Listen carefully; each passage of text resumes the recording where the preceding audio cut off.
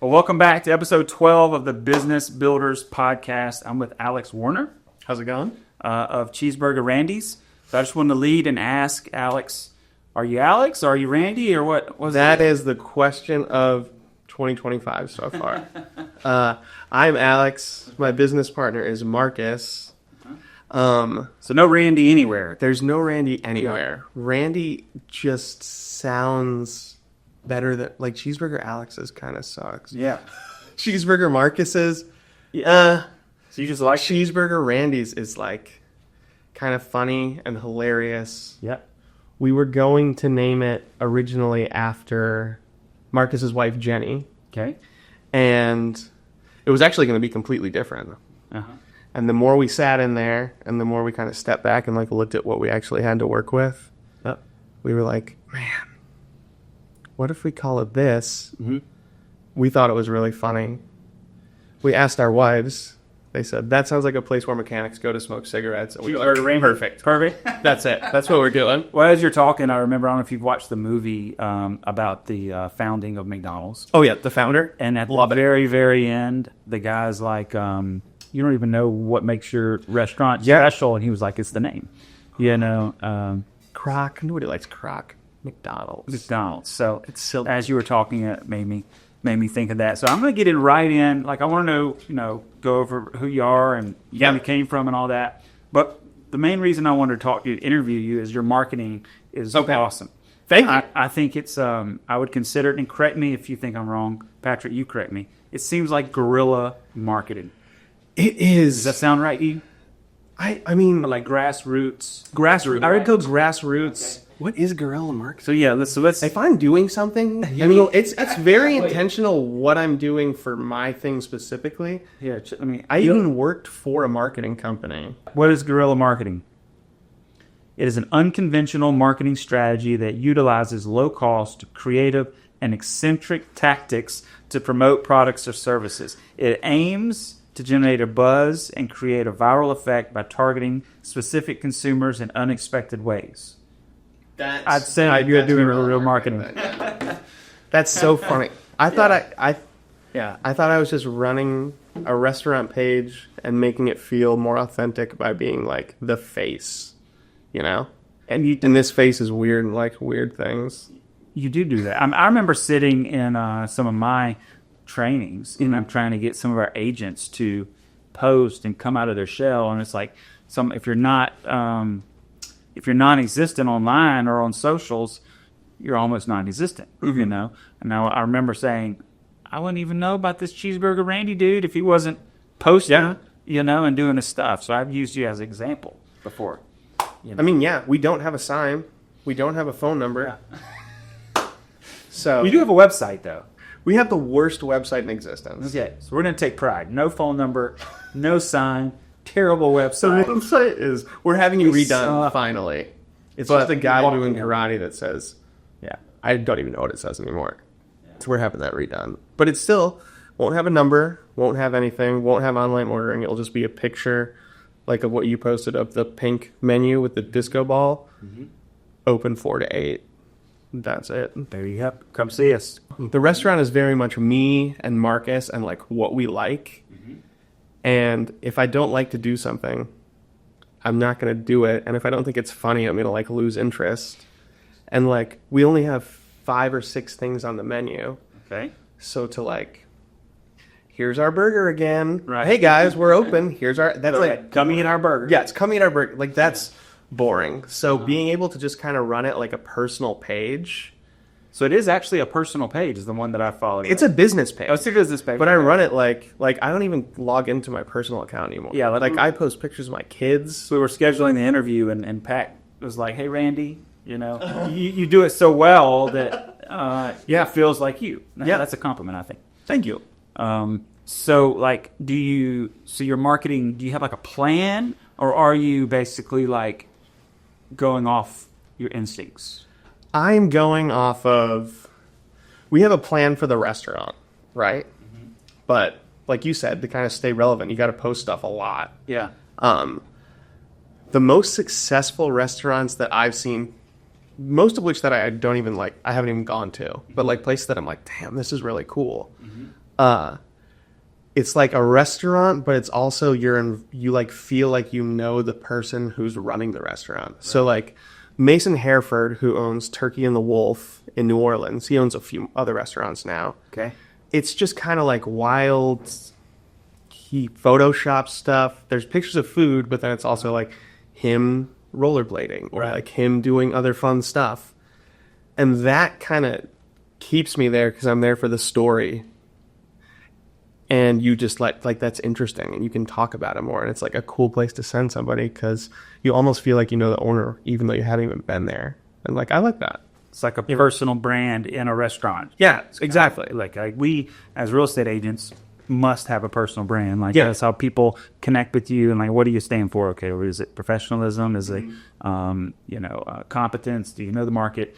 But for you, I feel like it's similar, through your marketing, and you're standing out, right? I mean, have you been to Cheeseburger Randy's? That's what you hear people say, right? Yep. So we went last night, and the burger was great. Thank you. So you have a small menu, as you say. Mm-hmm. Why? The more I feel like you can do a few things well, and I think. Especially, this is something me and Marcus fight all the time. More me, because I want to like do other things that are like really fun, that are interesting. Mm-hmm. But the more you do that, especially with your restaurant background, the more things you add to a menu isn't better. You might get a little uptick for like, ooh, this is new and fun. But now you have potentially like 12 other things that you have to order. And they're not going to get ordered all the time. Right. So you're managing your costs. Yeah, you get to manage costs that way. Yep. Also, it's so much better for the staff because they can... It's faster too, isn't it? It's faster because the only modifications are onions, no onion sauce, no sauce. We don't even have tomatoes. Lettuce, no lettuce. So it was I gathered, and just correct me if I'm wrong, it was your very specific strategy to be simple, fast, good over a larger selection and maybe not be simple, fast, good. Is that fair or no? I mean, yeah. That's totally fair. When we were originally building everything out, the restaurant changed completely from when we started to where it is now. Well, how so? I mean, originally we were going to do... It was always going to be a small menu like that. Mm-hmm. But we were like, all right, the space we are in with our price point is like, I want people to think about fast food. If we can take a little bit away from the fast food market here, we've won. If we can be Culver's, but with more fun music... So like that speed and efficiency, but like people want to hang out there. Yep. That's like what I wanted. And the personal touch, though, when we ordered... Wait, is your sister right there? Last night was Faith. Yes. Faith. Yeah, Faith is my sister. Yeah. She was very... she educated us on the menu, which we told her was our first time. Yeah. So she educated us. That's perfect. She was very, welcoming in that way, which is a compliment as well. So your marketing approach where, you... are almost Cheeseburger Randy, but you're not. Like, where did that come from? Or like, have you done it before? Was it your intent, or did it just kind of happen? So, I mean, my aunt has told me this from... So she owns and owned the Copper Kettle, 2 Sassy Cups. She currently owns the Copper Kettle, 2 Sassy Cups Tea Room, and there was a coffee shop called the Old Mug. Okay. This is when I was like 15, 16 years old. Okay. When it was like MySpace, Okay. And I would run the social media through my personal page and help the Old Mug. Yep. And it was just more fun. I would do like whatever photoshopping we could do back then. I mean, this is what, like, I'm 37 now, so it's like 13 years ago. And I just kind of loved that. And I still do love that. And... as we were talking about earlier, restaurants are not easy. Right. And I think that there's this like idea that just because in any business across the board that I think is wrong. If you open something, I opened it, why aren't people coming? It's like, well, a lot of people open things. Right. And what are you doing to like personally connect with people? Like McDonald's exists. Right. You can go there breakfast, lunch, and dinner all day. Mm-hmm. So why would you come to my spot? It's more expensive. Right. Right. Because I really care that you're there. Like, I'm stoked. Like, Faith. Right. is actually stoked that you're there. So is Caleb. Like, I like to call my front of house people like golden retriever style people. So it makes you feel good. Like, food is supposed to be fun, and people feeling seen is really important because it adds to the experience of like, cool, you have good food, but what if the atmosphere's like dead? And what if nobody's really talking to you? Like, but it felt like everybody in the restaurant was friends. Like, absolutely. And that came through, I think. So how do you create that? The work culture? Yeah. Gosh. I mean, it's really just putting people first. Have you ever been in a restaurant where you feel like the wait staff hates the kitchen staff? 100%. Me and Marcus talk about this all the time because Marcus worked at really nice restaurants in Denver. I worked at really nice restaurants in Denver. Both of us were front of house forever. There was always the like, blame front of house, blame back of house. It's like, guys, we're all a team now. Yeah. Like, we survive as a unit. If you mess up, I mess up. If I mess up, you mess up. It all relates to the guest experience. Right. If that gets messed up, we failed as a team. So how do you maintain that? You know it's not easy. It is not easy. Yeah. I mean, so as a restaurant that has, let's call it six items on the menu, one of those being soda, every single day we have a 10 to 15 minute pre-meal, like every day. Hey guys, what did we do yesterday? How can we do it better today? What are some personal things in your life going on? Here's some things that we have coming down the pipeline that I'd like to talk about. Here's things I'd like to set up for. We're also a brand new restaurant. Like, we've never had a summer, right? So we're kind of like new. Yeah. Like, we don't even know what's going to happen. Right. Keeping them all super involved in that and knowing like, all right, it's Friday night. The line is going to be this long. Are you guys ready to get your ass kicked? Like, we're going to get our ass kicked for hours. Are you ready for that? Yeah. Yeah, let's do it. And then there's that camaraderie of like, hell yeah, we did it. Oh, that's the best. And if you look around, like there's a window in the kitchen, so Alexis gets to look out and see if people are like smiling and having fun. We're out there having fun. If it gets super busy, it's me and Marcus's and Faith and Caleb and Sam's and Tyler's job to, if you have a giant line, food's going to take a minute. So what do? Well, you interact with people and make them feel like it's not taking that long. Right. Without alcohol, you got to interact with people. Yeah. And I think we just got lucky and did a good job doing that. And also, found some really awesome people to work with us, which is hard here. I mean, it seems like you know them all. Some are close. One's my sister. Mm-hmm. One is my cousin. Mm-hmm. Others just got in there. Yeah. And we do something that I don't know if a lot of other restaurants do. We have a 1 week working interview. So it's like, hey, you get hired on, you're not part of the tip pool. Work with us for a week, we'll tell you if you're a good fit. Yeah. And like sometimes those last 1 day. Sometimes it lasts 3 days and we're like, hell yeah, you're awesome. Come join us. And sometimes it lasts a week and we're like, trial. It's like a trial period. Yeah. Yeah. Because so let me switch gears. So you have short hours. Short hours. Okay. So when I saw that, I think there's probably some criticism online. Always is someone that has a problem. And I'm like, I think he's probably being smart. He's a new restaurant. Mm-hmm. He's probably trying to get his legs under him. He's trying to make sure he can control his labor. He's trying to make sure he can deliver properly in those 4 hours. Mm-hmm. And then he will gradually maybe expand those hours. Am I right or am I wrong? You are very right. Okay. So back to that, like the restaurant changed completely. Yeah. We were going to do breakfast, lunch, and dinner. And we were like, all right, we're about to open. We've got all these things planned out. We've got the schedule planned out. Do we have enough people? Well, Marcus, I'm going to have to do breakfast. We'll be there at lunch for a little bit. And then you're going to do dinner. Mm-hmm. We were like, I have a feeling this is going to be really busy. Just because of the hype that was created around it. Mm-hmm. On accident. Because we were supposed to open in April and it took till October. So we cut down just to dinner. And we were going to do that for 2 weeks. We got destroyed. So it was supposed to be like a soft opening? It was supposed to be like okay, we're going to do this for a couple weeks, and then we're going to add this, and then we're going to add this. Yeah. And we kind of figured out, man, I don't think we have to add anything. So it's working. It's working. And then the deeper we got into, like, me and Marcus sit there and talk about this little restaurant every day, all day. It's all we think about. You would never expect, I never expected so much blowback on just opening a dinner restaurant. Right. But I thought it was, I mean, I only saw, there's been way more overwhelming good. Oh, yeah. Than just a few, Yeah. Negativity. But I was just sitting back. That's another reason why I want to talk to you, because you had the courage to kind of like, nope, this is where we're going to do it to make sure we win. Yeah. I'm not going to take off more than I can chew. Yeah. So are you going to expand the hours though?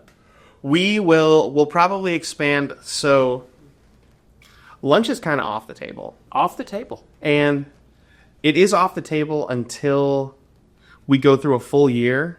Okay. Because, I mean, last year when I was building that space, summer is awful.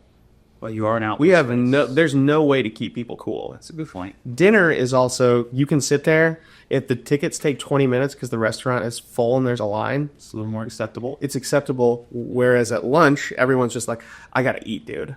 Fact. So if we're busy, which I know we will be busy, You would be so busy at lunch. people are going to come in. They're going to stand and wait 10 minutes. It's going to take 10 to 15 minutes to get their food. Yep. And then typically lunch has like a 30-minute break. So you're like, I'm setting us up for like failure already. I want to hang out with people. I want to talk to people. I want people to enjoy it. If you want to just go eat, there is every other restaurant that is happy to So take you you. know that you are. Yeah. And how did you discover that? Just being in there and figuring it out, I think. Yeah. That takes a lot of courage to not say more. Yeah. More. Oh, More. That's, I mean, that's also why we picked the point of sale system we used. Toast is like great for online integrations and all that kind of stuff. Mm-hmm. Now we don't even have a phone number. Like if you don't come into the restaurant, you cannot eat. And people are probably like, dude, that's insane. You're missing out on revenue. You're missing that. But I like to see it as like, no, I'm not. I created a space that I want people to hang out in. Uh-huh. You have to eat it here, which then in turn, in the short hours, keeps us busy for those hours. So you don't do any to go. We'll give it to you to go. Okay. But you have to order it. Okay, there's no There's calling in. Yeah. And on nights that we're busy, we're like almost at the cap of what we can do without like a full kitchen remodel. So why add more to that? And some food isn't good to go. Like, oh man, I'm really craving Cheeseburger Randy's today. Okay, well, I'm going to DoorDash it. So somebody who doesn't work for me or care about the quality of my food at all is going to pick it up. Yep. They're going to take who knows how much time it's going to take to get to you. And you're going to have like soggy fries and like a lukewarm burger. That's protecting your brain. Yeah, exactly. If you want a burger that bad, you can get up and come hang out. Yeah. It's okay. It's a hangout. It's a hangout, man. Cool. So we were in there last night, and I thought it felt very... well, let's just talk about the kids. Okay. So talk to them about your kids offering, and then the token and the toy. It was very unique. Yes. That's all based on when I was a kid going to McDonald's. Now I have kids, and kids meals have kind of like downgraded to like these like paper toys that like kind of takes the whole experience away. So perfect example is we would go get breakfast at Cracker Barrel. Cracker Barrel, you have to walk through basically a store, and the kids want to buy every toy in that store. Right. They remember it. Yeah. Anytime we're like, let's go to eat, let's go to Cracker Barrel. Why? Because there's toys there. Mm-hmm. So I was like, okay. Well, I want people to come eat at our spot, and I want to kind of do that same thing. I want the kids to remember as like a core memory this toy machine that we put like the monster sticker on, and I want them to have the token, and it's also like a prize for the kids. So like interactive. It's interactive. Yeah. The parents can get the toy and be like, if you eat all your food, you can go have a toy. Or if it's like busy, they can be like, here, go get this toy, play with it until the food gets right. And kids love it. I use my kids as like test rabbits. I don't know. They love it. If we drive by Cheeseburger Randy's, they're like, can we stop and get a toy? Yeah. And it's cheap. Like, it's not made to It's made to like for adults to be able to go out and eat and their kid be like okay. That's also why it's loud. The kids can run around. Like I have huge anxiety about my kids ruining other dining experiences. Yes. Cheeseburger Randy's, we don't have that. Right. Let them run around. Give them a toy. So that's the culture that you created. Yeah. And it also could be a core memory for the kids that they'll remember, like when McDonald's came out with the little nugget toys and like dressed up as like Halloween characters and stuff. Right. Like I love that. That's amazing. So the whole idea of this experience, did it evolve as you got into it, or was it like, I know what this is going to look like? In other words, when you had this idea, could you see how it is today, or did you get into it and it kind of, you had to feel it out and evolve? So I've been building this. It was never called what it was, but I was building it since 2018 when I moved back. It was originally going to be in the Stacy's ice cream building, like in the back. Oh, nice. And it was just going to be an old school burger spot that served a few things, maybe a hot dog, just a small, simple little menu. Yeah. But it's evolved. It's evolved a lot quicker when we started getting closer to opening. But it was always going to be simple. I wanted it to be different than everything that was here. To accomplish that. And I wanted it to be more than anything fun. Because if I don't want to do it, like, you're going to feel that. But it can be fun, but the food has to be good. Food has to be good. And it is good. There's a special cup the kids get. The kids get, yes. So, like, the toys were intentional, right? Everything in there was kind of intentional. Mm-hmm. The only thing we changed was, like, you have the Coca-Cola cups. Yes. Our to-go cups are those, like, anytime you would go anywhere in the 80s, early 90s, they had these cups that had, like, a kind of paint splash, purple-blue paint splash. I could not get those for the life of me. At least and not be able to sell, like, $15 sodas. So I found something that was very close to that kind of brings back that nostalgia of, like, oh, man, like, remember that cup that was at the movie theater when we were kids? It's nostalgic. Yeah. Food is supposed to be fun. We're older now. Yep. I don't feel the way I used to feel.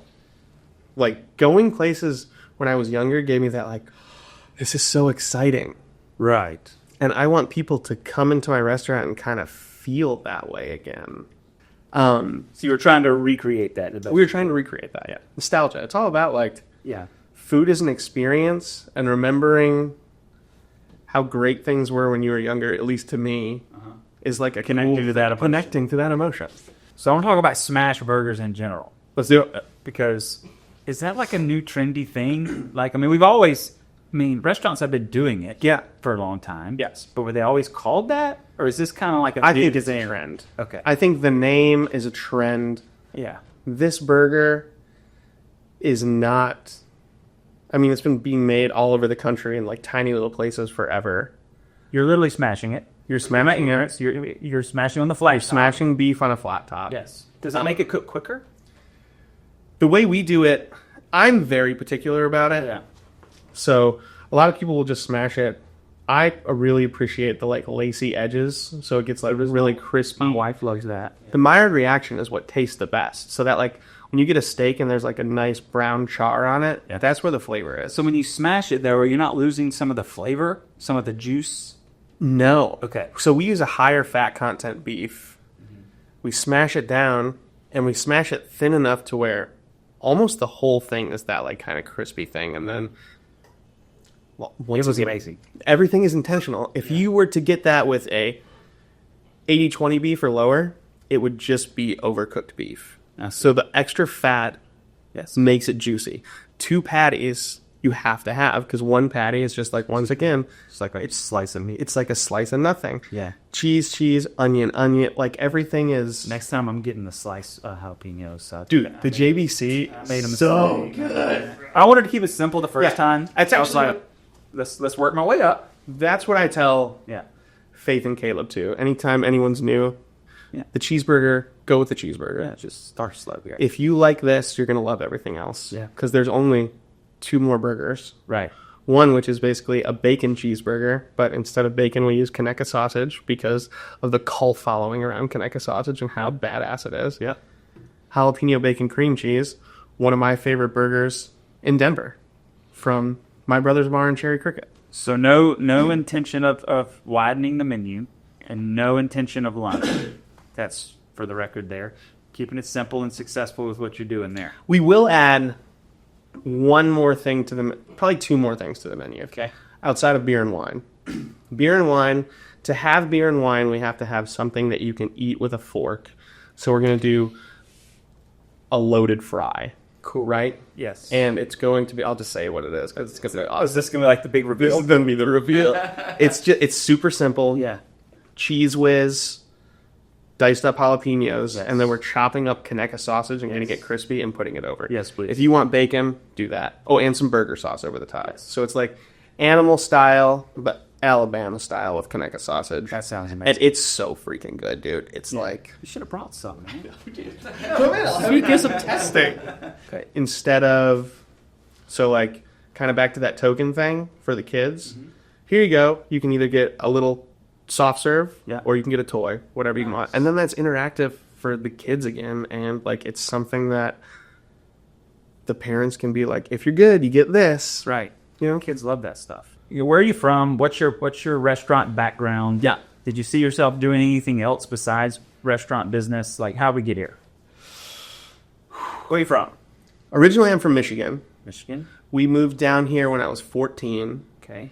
My grandparents would come be snowbirds. Michigan was great. I love Michigan still. But my mom and my aunt were like, it snows 7 months out of the year. This place sucks. Let's go live down on the beach. Yeah. So we moved down here when I was 14. I'm 37 now. So it was a while ago. Probably 2002, 2003. Okay. My mom and my aunt are very fun, wild, eccentric ladies. Okay. And they don't want to work for other people, so they moved down here. Yeah. Instantly started a cleaning business. Okay. Let that go for a little bit. Then they found a building in Orange Blossom Square that was originally a tea room. Yes. My Aunt Robin loved that, so they moved in there and started two Sassy Cups. Do they still? Is that still?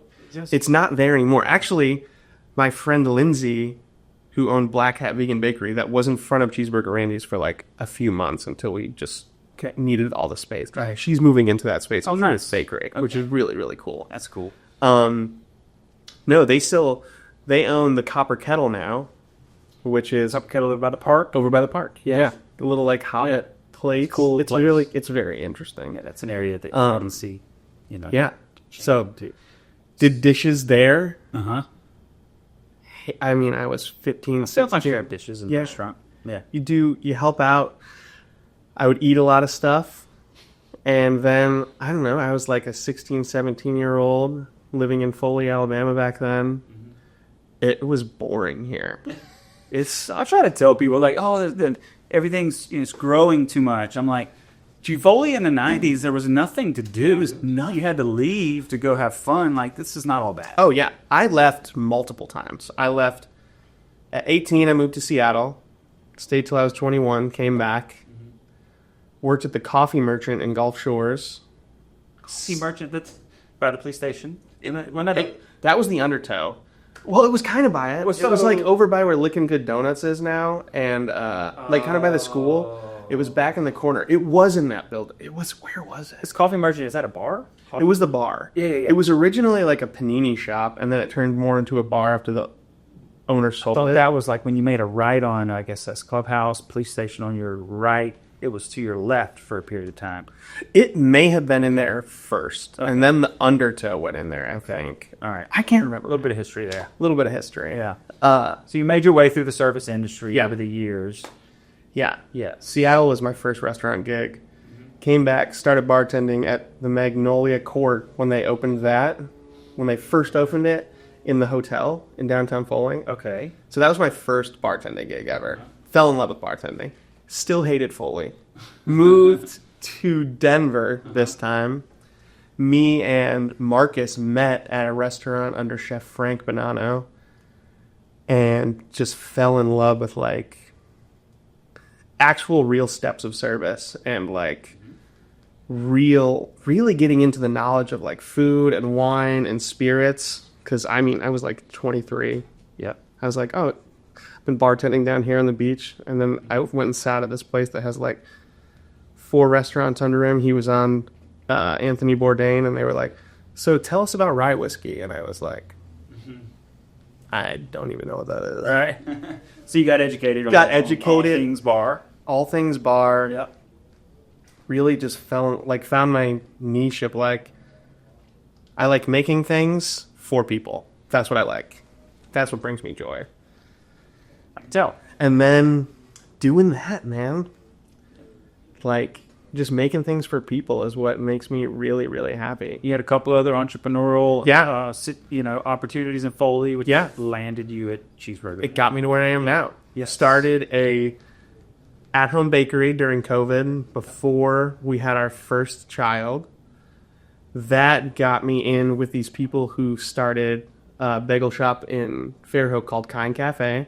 I knew nothing about bagels. Okay. But I did know the bar I worked at in Denver was touching Rosenberg's bagels. Shout out to Jonathan Pollock for teaching me everything I knew about bagels. Yep. Helped them set up. Left there. Started Bagel Boy. Mm-hmm. And then started Cheeseburger Randy's. Yes. And it's just been kind of going ever since. Never expected to be in a kitchen. But it's something I'm good at, I guess. His personality... much different than mine. Like, I'm as plain as I can get. He said he almost wore his purple shirt. I did almost wear my which that'd have been cool.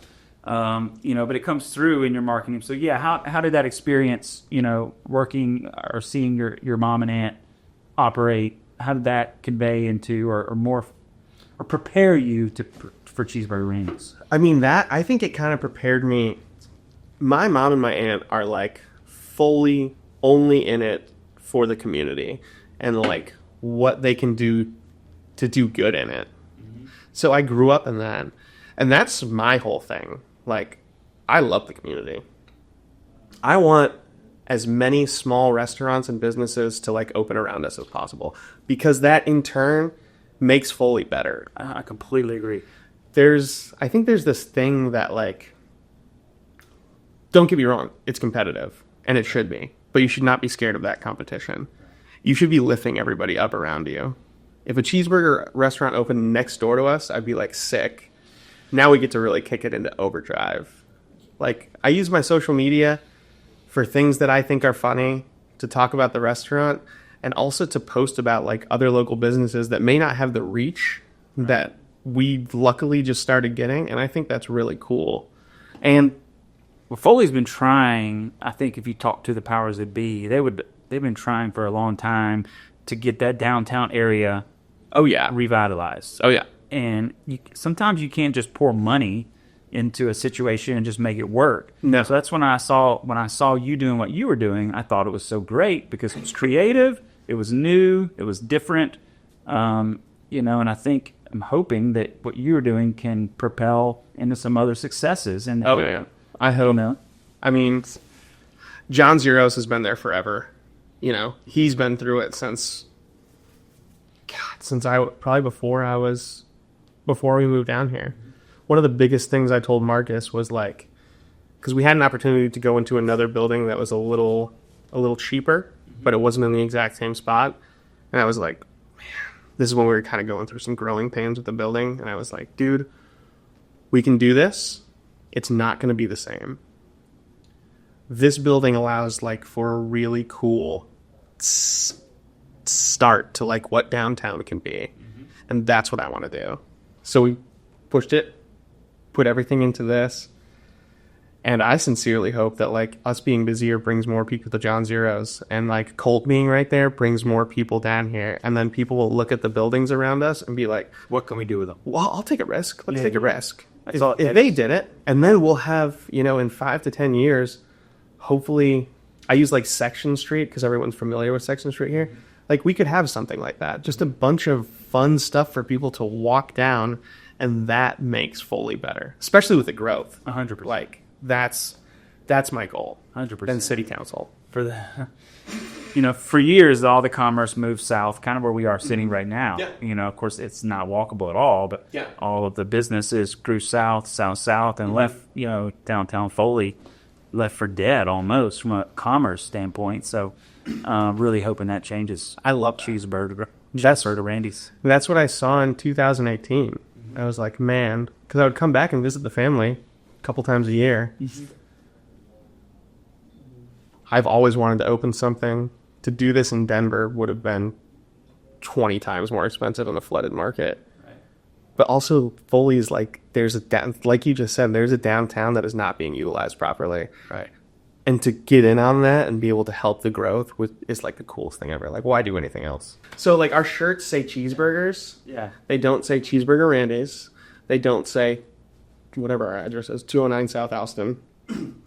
Because this sparks enough conversation to be like, what is that? And then in a market that isn't flooded outside of fast food. See, that's marketing, though. That is marketing. That is good marketing. You're right.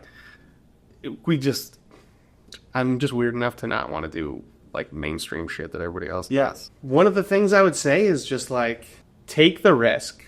Like, don't be scared of what's going to happen. You can't control it. And restaurants are huge risk, or doing anything in any kind of hospitality or any business thing is a risk, but you can do it. It's going to take more than you ever thought you had, but you're also going to learn more about yourself than you ever thought you knew. And that's like what life is worth living, man. Go for it. Rock on. That's it. Thank you, man. You are very welcome, Justin. Thank you so much.